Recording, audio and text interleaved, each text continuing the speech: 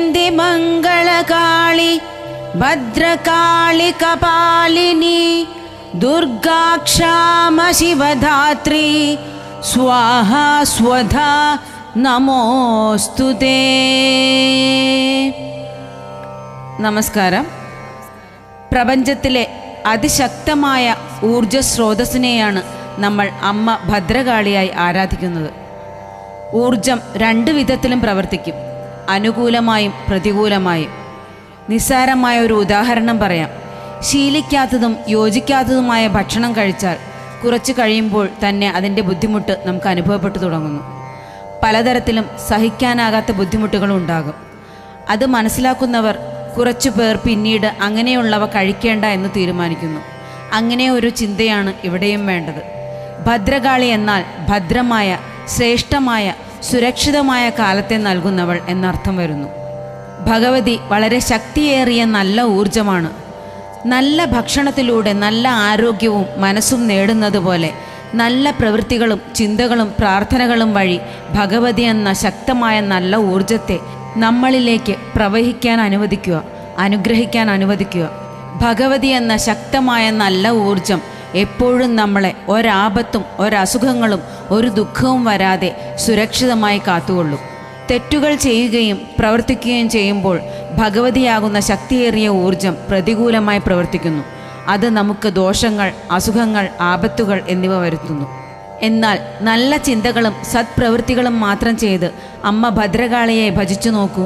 ധൈര്യത്തിൻ്റെയും ചടുലതയുടെയും ആരോഗ്യത്തിൻ്റെയും ദേവിയായി ആരാധിച്ചു നോക്കൂ. തൻ്റെ ഭക്തരെ തിന്മകളിൽ നിന്നും സംരക്ഷിക്കുകയും ഭാഗ്യവും വിജയവും നൽകി അനുഗ്രഹിക്കുകയും ചെയ്യുന്ന ഭഗവതിയായി അമ്മ മാറും. പരമോന്നത ജ്ഞാനമാകുന്ന പരമശിവന്റെ പത്നിയായ ശ്രീ പാർവതിയുടെ ഏറ്റവും ശക്തിമത്തായ രൂപമാണ് ഭദ്രകാളി. ഭദ്രകാളിയെ ഭജിക്കുന്നതിലൂടെ എനിക്കെല്ലാം അറിയാം, ഞാൻ തീരുമാനിക്കാം എന്നിങ്ങനെയുള്ള ഞാൻ എന്ന അഹങ്കാരത്തെ നശിപ്പിച്ച് ശുദ്ധമായ ഭക്തിയിലേക്ക് നയിക്കാൻ സഹായിക്കുന്നു. അതിൻ്റെ പ്രതീകമായാണ് ഭഗവതി തൻ്റെ ഒരു കൈയിൽ അറുത്തെടുത്ത രക്തം ഇറ്റുവീഴുന്ന ശിരസ്സും മറുകൈയിൽ വാളും പിടിച്ചിരിക്കുന്നത്. വായുപുരാണത്തിലും മഹാഭാരത കഥകളിലും ഇങ്ങനെ പറഞ്ഞിരിക്കുന്നു.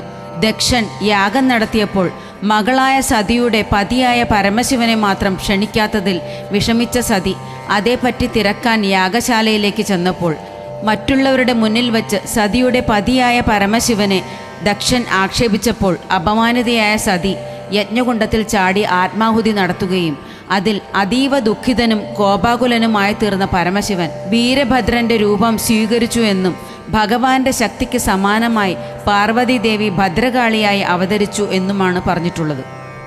എന്നാൽ തന്ത്രരഹസ്യമനുസരിച്ച് ഭദ്രകാളി പരമശിവന്റെ പഞ്ചമുഖങ്ങളിൽ വടക്കോട്ട് തിരിഞ്ഞുള്ള വാമദേവ മുഖത്തു നിന്നും ഉത്ഭവിച്ചവളാണെന്നും അതിനാൽ നീല നിറത്തിലും 3 കണ്ണുകളോട് കൂടിയവളും ആണെന്ന് വിവരിച്ചിരിക്കുന്നു. താന്ത്രിക വിധി അനുസരിച്ചുള്ള മറ്റു 2 പാരമ്പര്യങ്ങളിൽ ദേവി ഭദ്രകാളി പരമശിവന്റെ മഹാകാളൻ, മഹാഭൈരവൻ എന്നിങ്ങനെയുള്ള 2 രൂപങ്ങളുടെ പത്നിയാണെന്നും വിശ്വസിക്കുന്നു. താന്ത്രിക വ്യാഖ്യാനം അനുസരിച്ച് പരമശിവനെ പരമമായ ബോധമായും ആ ബോധത്തെ പ്രവർത്തിപ്പിക്കുന്ന ശക്തിയായി ഭദ്രകാളി ദേവിയെയും ആരാധിക്കുന്നു. എങ്ങനെയൊക്കെയാണെങ്കിലും എല്ലാ തെറ്റുകൾക്കും സർവം സമർപ്പിച്ച് മാപ്പ് പറഞ്ഞ് കരഞ്ഞു വിളിച്ചാൽ ഉടൻ വിളിപ്പുറത്തെത്തി തൻ്റെ ഭക്തനെ രക്ഷിക്കുന്നവളാണ് ദേവി ഭദ്രകാളി എന്നത് നിസ്സംശയം പറയാം. അമ്മ ഭദ്രകാളിയെ ഭജിക്കുന്നവർക്ക് അത് വളരെ പെട്ടെന്ന് തന്നെ മനസ്സിലാവും. കാലത്തിനും സ്ഥലത്തിനും മരണത്തിനും അപ്പുറമായുള്ളവളാണ് മഹാകാളി. അസുരന്മാരെ കൊല്ലാനും ലോകത്തിൽ ധർമ്മം പുനഃസ്ഥാപിപ്പിക്കുന്നതിനും ദേവി പാർവതി സ്വീകരിച്ച ഉഗ്രരൂപമാണ് ഭദ്രകാളി എന്ന് പൊതുവെയുള്ള വിശ്വാസം. ഭദ്രകാളി പ്രപഞ്ചമെന്ന സ്ത്രീ ശക്തിയെയാണ് പ്രതിനിധീകരിക്കുന്നത്. അനിയന്ത്രിതവും അതിശക്തവുമായ പ്രപഞ്ചശക്തി. ഭഗവതിയുടെ സൗമ്യമായ ശാന്തമായ രൂപമാണ് ഭദ്രകാളി. എന്നാൽ ഭഗവതിയുടെ ഉഗ്രമായ ഘോരമായ രൂപമാണ് മഹാകാളി. ആർക്കും വിവരിക്കാനാവാത്ത, കണ്ടുപിടിക്കാനാവാത്ത, അതായത് ആന്തരിക ശക്തി, ജ്ഞാനം, അങ്ങനെ പലതും അടങ്ങിയ ആഴങ്ങളോട് കൂടിയവളാണ് ദേവി. ആ ദേവി 1000 മുഖങ്ങളും കൈകാലുകളും ഉള്ള നിഗൂഢമായ ഇരുട്ടിൻ്റെ രൂപം ധരിച്ചു. ദേവിയുടെ ഈ ആദ്യ രൂപം മഹാകാളി അഥവാ ആദ്യകാളി എന്നറിയപ്പെടുന്നു. പാർവതീദേവിയും ദുർഗയും ഭദ്രകാളിയും മഹാകാളിയും ലക്ഷ്മീദേവിയും എല്ലാം ആദിപരാശക്തി തന്നെ. ഒരു സ്ത്രീയുടെ വ്യത്യസ്ത ഭാവങ്ങൾ എന്ന പോലെ നമുക്കെന്തും തുറന്നു പറഞ്ഞ് ധ്യാനിക്കാവുന്ന ഭഗവതിയാണ് ഭദ്രകാളി. ഉടൻ മറുപടി ലഭിക്കുമെന്നതും ഉറപ്പാണ്. ജഗത്തെന്നത് മിഥ്യയാണ്, ബ്രഹ്മമാണ് സത്യം, സച്ചിദാനന്ദമായ ബ്രഹ്മം. ആ ബ്രഹ്മത്തെ പ്രാപിക്കാൻ കഴിഞ്ഞവൻ ഭാഗ്യവാൻ, ബ്രഹ്മത്തെ പ്രാപിക്കാത്തവൻ വെറും മൂഢൻ. എല്ലാ മിഥ്യകളെയും വിശ്വസിച്ച് അവയ്ക്കടിമപ്പെട്ട് ജീവിക്കുന്നവൻ നമ്മൾ മനുഷ്യരെല്ലാം മൂഢന്മാരാണ്. പരമസത്യമായ പരമാനന്ദമായ ബ്രഹ്മത്തെ പ്രാപിക്കാനുള്ള മാർഗമാണ് കാളീഭജനം. ഉയർന്ന ശക്തിയായ കാളിയെ ഭജിക്കുന്നതിലൂടെ ശരീരവും മനസ്സും തിന്മകളിൽ നിന്നും മായകളിൽ നിന്നും മോചിക്കപ്പെടുന്നു. ഭദ്രകാളി കുണ്ടലിനി ശക്തിയാണ്. നിരന്തരമായ ഭജനത്തിലൂടെ മനസ്സും ശരീരവും ശുദ്ധമാവുമ്പോൾ കുണ്ടലിനി ശക്തി ഉണർന്നു പ്രവർത്തിക്കാൻ തുടങ്ങുന്നു. സഹസ്രാര പത്മത്തിലെത്തുന്നു. അങ്ങനെ പരബ്രഹ്മത്തെ പ്രാപിക്കാൻ സാധിക്കുന്നു. ഇതിൽ പരം ആനന്ദം വേറൊന്നില്ല. അങ്ങനെ ഒരു അവസ്ഥയിലെത്താൻ വളരെ കാലത്തെ ചിട്ടയായ ജീവിതവും നിരന്തരമായ സാധനയും അത്യാവശ്യമാണ്. സാധാരണ മനുഷ്യർക്ക് പരബ്രഹ്മത്തെ പ്രാപിക്കാൻ കഴിഞ്ഞില്ലെങ്കിലും വല്ലാതെ കഷ്ടപ്പെടുത്തുന്ന മായയിൽ നിന്നും രക്ഷപ്പെടാൻ കാളീഭജനം സഹായിക്കുന്നു. രോഗാദി ദോഷ ദുരിതങ്ങളിൽ നിന്നും രക്ഷ നേടാൻ സഹായിക്കുന്നു. ജ്യേഷ്ഠമാസത്തിലെ കൃഷ്ണപക്ഷത്തിലെ ഏകാദശി ദിവസമാണ് ഭദ്രകാളി ജയന്തിയായി ആഘോഷിക്കുന്നത്.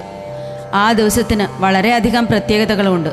വിഷ്ണു ഭഗവാന് ഏറ്റവും പ്രിയപ്പെട്ട ഏകാദശികളിൽ ഒന്നായ അപര ഏകാദശിയും ഭദ്രകാളി ജയന്തിയും ഒന്നിച്ച് ഒരു ദിവസത്തിലാണ് വരുന്നത്.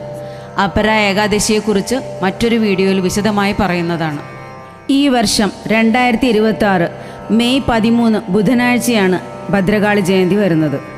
അന്നേ ദിവസം വ്രതം അനുഷ്ഠിക്കുന്നതിലൂടെയും നാമജപം നടത്തുന്നതിലൂടെയും 2 ഗുണങ്ങളാണ് നമുക്ക് ലഭിക്കുന്നത്. വിഷ്ണു ഭഗവാന്റെയും ഭദ്രകാളിയുടെയും അനുഗ്രഹം ഒന്നിച്ച് ലഭിക്കുന്നു.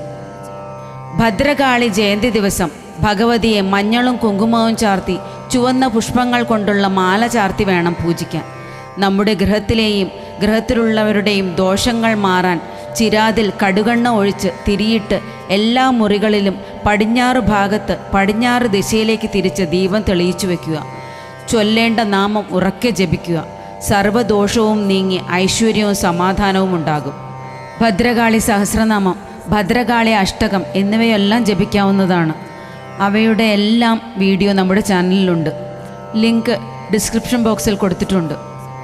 സർവശക്തിയായ ഭദ്രകാളിയെ ഭദ്രകാളി ജയന്തി ദിവസം യഥാവിധി ആചരിച്ച് വ്രതമനുഷ്ഠിച്ച് നാമങ്ങൾ ജപിച്ച് ശരീരവും മനസ്സും ശുദ്ധമായി ജീവിത വിജയം കൈവരിക്കാനാകട്ടെ എന്ന് പ്രാർത്ഥിക്കുന്നു. ഓം ജയന്തി മംഗളകാളി ഭദ്രകാളി കപാലിനി ദുർഗാക്ഷാമ ശിവധാത്രി സ്വാഹാ സ്വധാ നമോസ്തുതേ.